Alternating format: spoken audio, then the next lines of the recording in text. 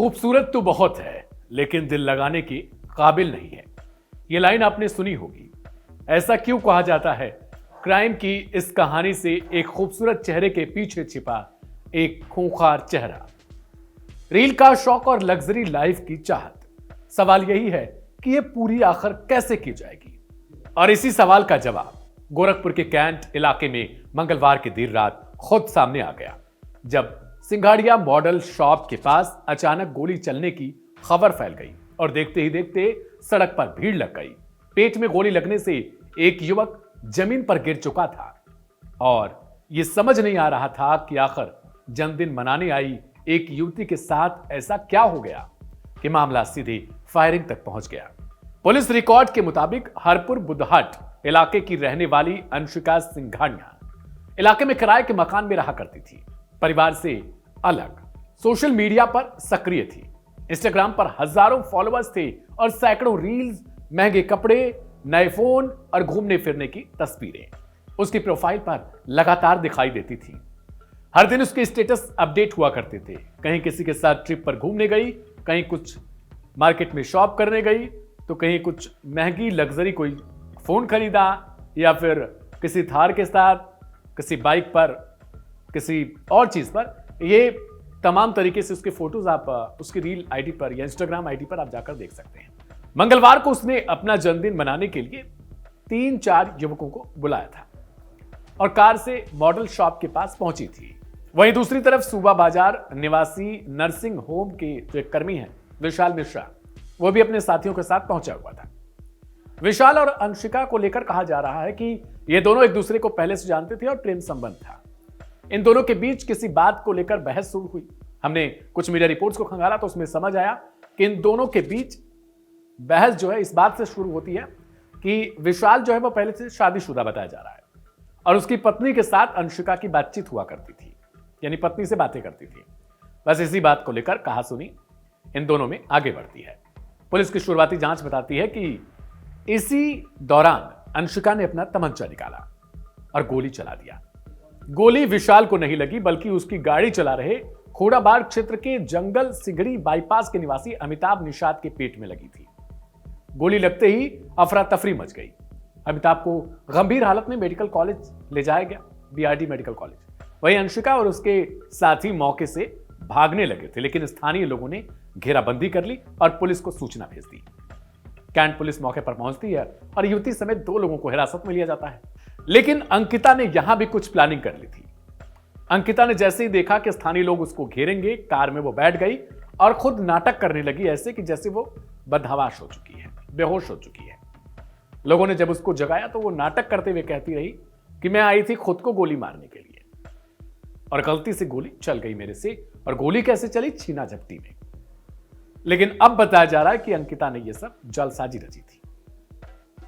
Actually में गोली वो किसी और को मारना चाहती थी, लेकिन जब छीना झपटी इन सबके बीच होती है, अचानक से तमंचा निकाल लेती है वो, तो गोली जाके उस ड्राइवर को लग जाती है। सवाल यह उठता है कि अंकिता के पास आखिरकार तमंचा आया कैसे? पिस्टल वो कैसे लेके चल रही थी? इसके जवाब के पीछे बहुत सारी कहानियां मिलती हैं। अंकिता की जब हिस्ट्री को देखा जाता है तो उसमें समझ आता है कि ये पहले से इसको लेकर कुछ रिपोर्ट बताती है कि फ्रॉड टाइप की लड़की थी। सीईओ कैंट जो योगेंद्र सिंह हैं, उनके मुताबिक शुरुआती जांच में जो गोली है वो युवती द्वारा चलाए जाने की पुष्टि हो चुकी है और आसपास लगे सीसीटीवी कैमरों की फुटेज खंगाली जा रही है। जांच के दौरान पुलिस के सामने युवती का पिछला रिकॉर्ड भी आ गया है। खोराबाड़ थाने में थार गाड़ी चोरी का भी मुकदमा इसके ऊपर दर्ज है पहले से, थार गाड़ी चुराने का, जिसमें उसके साथी जेल जा चुके हैं और युवती ने अग्रिम जमानत ली थी। पुलिस यह भी जांच कर रही है कि जिस तमंचे से फायरिंग हुई है वह आखिर कहां से आया है। इसी के साथ यह बात भी सामने आई है कि सितंबर में आरोपी दिल्ली घूमने गए थे और वहां से किराए पर ली गई थार गाड़ी लेकर फरार भी हो गए थे। बाद में फर्जी नंबर प्लेट लगाकर शहर शहर में घुमा करते थे। जांच के दौरान पुलिस को यह भी पता लगता है, जानकारी मिलती है कि युवती सोशल मीडिया पर काफी ज्यादा सक्रिय रूप से थी। उसके लाइफस्टाइल को लेकर परिवार से विवाद चल रहा था। वह लंबे समय से उन लोगों से अलग रहा करती थी। हालांकि पुलिस के पास अब तक किसी भी पुलिसकर्मी द्वारा वसूली या फिर दबाव की कोई लिखित शिकायत दर्ज नहीं की गई है। अब इस कहानी को मैं आपको अच्छे से समझाता हूं।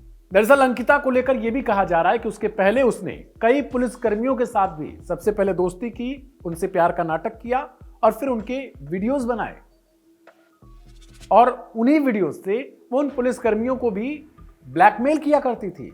एक दारोगा तक का नाम सामने आया है। हालांकि कहा जा रहा है कि दारोगा साहब ने रिपोर्ट दर्ज नहीं कराई अपनी इज्जत को लेकर। अब जो पुलिस की तरफ से सूचना है वो ये है कि अभी तक किसी ने जब मामला दर्ज नहीं कराया तो जांच कैसे होगी, लेकिन अब मामला प्रकाश में आ चुका है। सुनिए पहले सीओ क्या कह रहे हैं। करंट थाना क्षेत्र के सिंघड़िया में आज शाम एक विवाद की सूचना प्राप्त हुई। जब पुलिस मौके पर पहुंची तो वहां पर पता चला कि एक बर्थडे पार्टी के लिए कुछ लोग वहां पर इकट्ठा हुए थे, जिनका आपस में ही वाद विवाद हो गया। वाद विवाद में ही वहां पर फायर हुआ, जैसे कि एक व्यक्ति की गोली लगी, जिसे इलाज के लिए एम्स में भर्ती करा दिया गया है, जिसका इलाज चल रहा है। मौके से 2 व्यक्तियों को हिरासत में लिया गया है। जिस वेपन से फायर हुआ था उसे रिकवर कर लिया गया है। इसमें अन्य तथ्य जो भी सामने आएंगे उस आधार पर विधिक कार्रवाई की जाएगी। अब इस पूरे मामले में विशाल मिश्रा की जो पत्नी है उनकी तरफ से भी अपने पति को निर्दोष बताते हुए यह कहा गया है कि यह किसी काम से मॉडल शॉप के पास पहुंचे हुए थे और उन्हें बेवजह हिरासत में लिया गया, यानी वो विशाल। फिलहाल पुलिस मामले की हर एंगल से जांच कर रही है। अब बाकी आरोपियों की जो तलाश है वो जारी है और यह भी पता लगाया जा रहा है कि गोलीकांड के पीछे विवाद की असली वजह क्या थी, क्योंकि सोशल मीडिया पर दिखने वाली चमकदार जिंदगी के पीछे की हकीकत अब जब पुलिस के फाइल में दर्ज होती है तो उसमें रील नहीं होती, सिर्फ तथ्य और उनके नतीजे बचते हैं। अब अंकिता आखिर किस तरीके से लोगों को अपने जाल में फंसाया करती थी, किस तरीके से अपने महंगे शौक को पूरा करती थी, वो चीज आपने सुनी। और अब जब वो हिरासत मिली जा चुकी है, जांच चल रही है, सवाल यह है कि आजकल का जो दौर है, एक नया ट्रेंड चालू हो चुका है जिसमें गर्लफ्रेंड और बॉयफ्रेंड वाले रिश्ते होते हैं। 4 दिन की चांदनी फिर अंधेरा पाग, ये कहावत भी आपने सुनी होगी।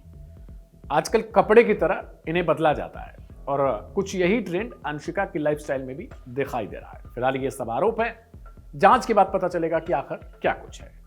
अंकिता के इस पूरी थ्योरी से एक शायरी फिट बैठती है।